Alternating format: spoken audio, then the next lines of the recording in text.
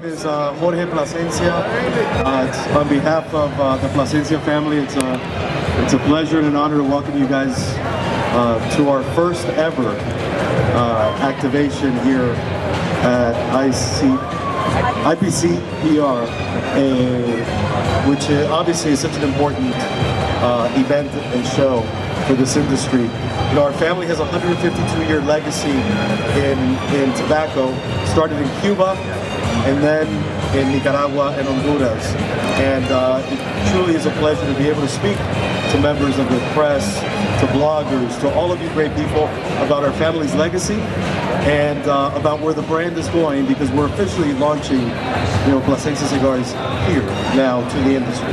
So without any further ado, I'm going to introduce my cousin and truly the guy that's been the mastermind behind this new era of Plasencia as we take it to the world as a consumer brand. Obviously, we've been a business-to-business brand for many years, but now we're going to become a business-to-consumer brand. And it's so great to see that our first Alma Fuerte received a 93 from Cigar Aficionado, and the rest is history, as they say. So we're really excited, and without any further ado, the CEO of Plasencia Cigars, my cousin, Nestor Andres Plasencia. I don't have words to describe what we feel today and all these days. To seeing our name over here, to seeing all the cigars with the Plasencia name, it's give me goosebumps when I saw it on Monday when we came to build the booth. It's an amazing experience. We've been in this industry for 152 years, so it's been a long journey. Thanks to my dad, he's over here. A big applause for my dad. He created an amazing company, and we've been helping him in order to grow amazing tobacco, make great cigar for a lot of people in this industry that have trust on us in order to make their blends or supply tobacco for the great brands that they do. But now it's a different story. Right now, I talk to my brothers. We are the fifth generation, and this is our part of the family history, that we have to put our name out there so the final consumer know about the Plasencia, what Plasencia have achieved. We make more than 40 million cigars a year. We grow more than 5 million pounds of tobacco every year. So that's big numbers. And we start thinking about our own brand like 10 years ago, so we start saving the best tobacco out of the best regions of where we grow the tobacco in order to create these beautiful cigars. We launched Alma Fuerte last year in October with a great response for the consumers, and right now we're launching the Alma del Campo. We also have the only organically grown tobacco in the market that we've been growing this since the year 2001. It's certified with the Plasencia Reserva Orgánica previous. Now it's the Plasencia Reserva Original, and also Plasencia Cosecha 146. That is a blend that we make between Honduras and Nicaragua for tobacco out of the 146 crop of the Plasencia family. That means a lot. That's a big number. And we're here in order to tell you that we're going to have more generations to come. The kids are already growing, already learning tobacco. My sons, my nephews, they're working on that also for the kids. And it's been a big honor to be in here and to be with all you guys. Thank you for stopping by. If you have any question about any of our lines, we'll be willing to answer. Thank you very much for being here. Definitely, our family history is built on resilience. Resilience for the hard times that we have to pass. My grandfather first in Cuba when they lost everything in 1965. When he was 15 years old. They have to move and lost everything in Cuba. Start all over again in Nicaragua. Then they start building a nice business in Nicaragua, and the Sandinista revolution came, so we have lost everything again. They start all over back in Honduras in the year 1979. The 80s was a very tough year for us because blue mold came and destroyed all the crops, and it was year after year.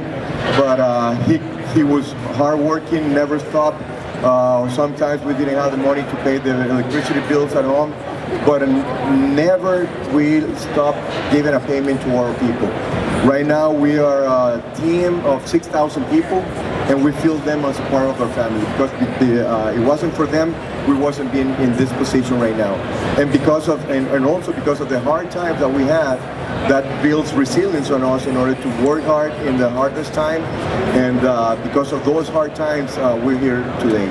So we're honored to be part of the Plasencia family. I'm so proud to carry that name. So it's a big responsibility to fill those shoes over here.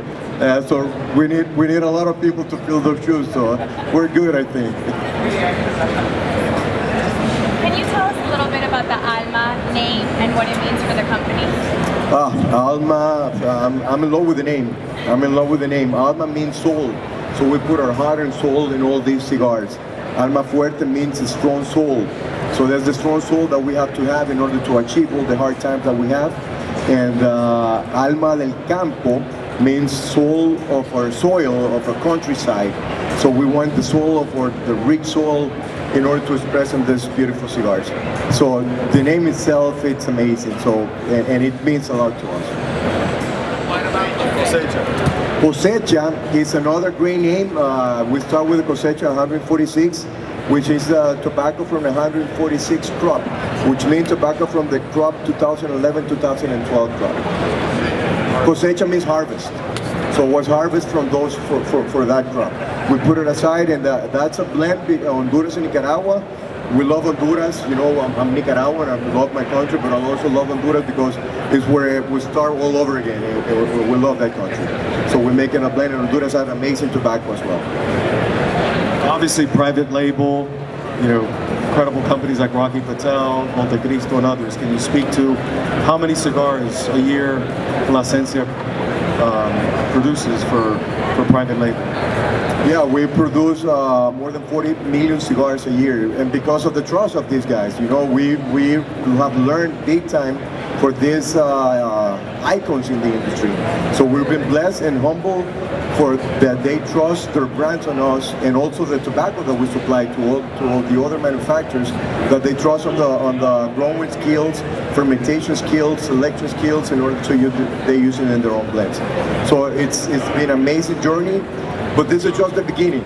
We feel that this is just the beginning. We cannot rest on the success that my dad and my ancestor has. We know that we need to work hard, but we had amazing products. And the best compliment that we have is the consumers' reception, and it is outstanding. We're so happy with the reception that it's great, and it's a great feeling. And as I told you, when I see our name over there, our name on the bands, on the boxes, and everything, it's a great feeling. We love this industry. So how do you respond now to the FDA? How are you dealing with the FDA? How are we dealing with the FAA's? Good question. The first thing that, you know, when the FDA issues start over, you know, everybody said this is the end of this industry, we're gonna go away. And the first thing that he says, you know, I've been out of Cuba once, I've been out of Nicaragua once, so FDA is nothing compared to what we have passed, what we have experienced. So I say, you know, this is the answer. We're gonna find a way. We're gonna find a way. We have a predicate tobacco for many, 151 years. So we have a lot of predicate tobacco and a lot of predicate blends. So we're in a good spot. Nestor, about 80% of the cigars here have some form of our leaf in them, right? Give or take? Yes. Can you speak to that? Because here in this convention center in Las Vegas, as we look around, some of the major brands in the world, about 80% have some part of our leaf. Yeah, as I said, you know, we're very humble and proud that they have trust on us in order to, or we make the cigars, or they use our tobacco on that. So it's a big statement. It's a big statement, and we're willing to do it. You know, this is a part of our history. It's a part of our business. We're gonna continue to do it. We're gonna have. We hope that the people still trust in us. And I think the success that we have with our own brands is gonna elevate all the other brands that we're making for all the other people. One thing, you know, I own República with Luis Casamayor. We're a marketing agency based in Miami, and obviously part of the family. And can you just talk a little bit about the process we've been through in creating this brand from scratch? It's not every day that a storied brand that's 152 years old, you can really create a consumer brand from it from scratch, from the logo to the packaging, to the, every little detail has been handled with so much love and care by this generation, by our generation.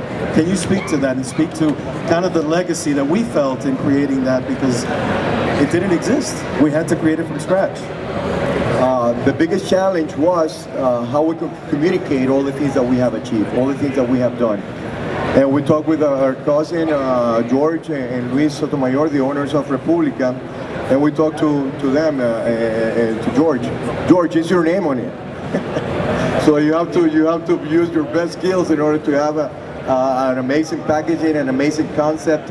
We start with a great getting ideas. We talked that we have all this tobacco age. We have the different ideas about the soul, about the alma, and they create with with the logo, with the B, simplistic but elegant, nothing fancy, because this is what we are. We're farmers. We're primarily tobacco growers, and then we're cigar manufacturers. But you need to have a great tobacco in order to have great cigars. So this is what we do. This is what we learn. This is what we love. And this is what we really know, and explain to Jorge all the things that we have, and because of their amazing job, and I have to tell, we're so happy with the innovative packaging that we have, the bands, the poems of Rubén Darío that we talked, the amazing, the biggest poet in Nicaragua, put in the boxes, and the love that we have for the land and for the people, it represents in the packaging. So it's amazing. Can we speak a little bit, because I know there's a story about the seed coming from Cuba, right? When the family left, and what your grandma did with the seed. Can we say that story? Because it's a very interesting story that I know as part of the family, but I don't know if that story's been told much. No, the thing is that my grandma also wrote poetry with my grandfather. There was time that the tobacco business wasn't that good, but I always fight, and the love that we have for the seed, for the tobacco, for the plants. She make a poet of my grandfather working on the fields, and it's every time that I read it, is give me the how can goosebumps, but also I cannot talk very well, because it's a passion that tobacco has been in the family history for many years. I get emotional. Yes. Alma Fuerte is the first line. We created 5 lines under the Alma lines, and the first one is the Alma Fuerte. So this is the top of the line. This tobacco we saving for 10 years. Have a lot of the head on the blend, but it's aged tobacco. So that's all the roundness of the strong tobacco. It smooths down, so it's a full flavored tobacco. So I hope some of you guys already tried. We have amazing results, amazing comments, and we're so proud with the results. So that's why we launched right now Alma del Campo. I need to know more about the organic cigar that you have. Right. So it's important to say that both senior and junior are ingeniero agrónomos, which is agricultural engineers. So they truly understand the soil and where this comes from. I mean, they studied it. Obviously, our family has 5-generation legacy, but they went to school for this. So I guess they want to hear a little bit more about the organic, which was the first blend in the world, right? One of the first in the world, the only one in the world, the organic one, which is our Reserva Original. That's a fascinating process, how you grow that tobacco. Growing tobacco is hard. It's not an easy. Tobacco is very, very violent plant. Then since the time that you put the seeds, in about 120 days, the tobacco is like this. So you can also stir the tobacco and see it grow. So the big challenge is how you can do it organically, and we do it organically in order to have the taste of what the organic material gives to the soil. It's amazing what the land can give you if you take good care of it. When the tobacco, when you have the organic material on the soil, the roots of the tobacco go deeper and is able to absorb all the minerals and nutrients that the soil has, and that represents on the taste of the tobacco. So if you have a very good and healthy plant, they can fight against the pest by itself. We use also organic in order to get the pests out of the fields. Neem, which is an organically biological insecticides. Trichoderma, which is a fungi that covers the roots of the plant. The process that you go in order to grow that tobacco is fascinating. But the most important thing is the taste that the organic material gives to the land. So we're happy and proud to be the only one. Since there, we started in 1999 to try and error, and still we have the only organically grown certified cigar in the market. So we're very proud of that. As my uncle was saying, the print is how Europeans fall in love with tobacco in the 1400s, because at that time there wasn't any chemicals and pesticides. So that fall in love with the Europeans fall in love with tobacco with that the same taste, we say, because that's the more similar to that. So let's talk about Nicaragua. Well, obviously, we'd love to welcome you at any point to our factory, which is, and to our fields. Our factory is beautiful. There's a picture in that slideshow over here. You can see all the pictures of it. It's called La Catedral del Tabaco, the Cathedral of Tobacco, because it's a beautiful building. But can you speak to the tours? We give tours all the time, right? Yes. Anytime that you have a trip to Nicaragua, we would love to have you in our factory. We have my cousin here, Sergio, is in charge of giving the tours and explain what all the things that we do, all the training programs that we have for our people. Some important things that we do is giving back to the community. We have 2 daycare centers with 162 kids that we give them Montessori type of learning. It's for the daycare for the son of the workers. Most of the tobacco workers are females, single mothers, so we take care of their children while they're working, so they can focus really on what they're doing, and we get a first world education to these kids. So that's a very important thing for us in order to give the back, and also we'll secure our continually and sustainable business for the future. You have to do that. So anytime that you go to Nicaragua, it will be our pleasure to show you around, for sure. Our family has always been a faith-based family. I know your mom also does a lot for the community there, and she built a chapel. Just speak a little bit about your mom's work. My mom works with my dad finances. So we don't know. We help the orphanage over there. We just built a church for the Catholic Church, a night church in honor to the Virgen de la Caridad del Cobre, which is the patron of Cuba, and she blesses us every crop, and that's also very important for us. And the better that we get, the better that we can contribute, you know. And I think it's the only way that you can have a sustainable business for the years to come. And there's a blessing to doing this kind of stuff. We feel so proud to do it.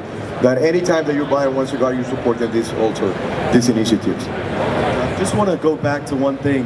You know, going back to the 152 years, and hopefully you feel it. But our family, I mean, we were raised in a very simple, humble way as growing up, you know, and that goes back to Cuba, to when it all started in 1865 by Eduardo Plasencia, who came from the Canary Islands to Cuba, and that has continued for the 5 generations. But we wanted to make sure that was depicted in the brand, in the logo, again I go back to the packaging, in everything, that it not be ostentatious and not be flashy, that it be what the family has always represented, which is a very just unique, authentic, humble, simple, and hopefully you feel that in what you're experiencing today.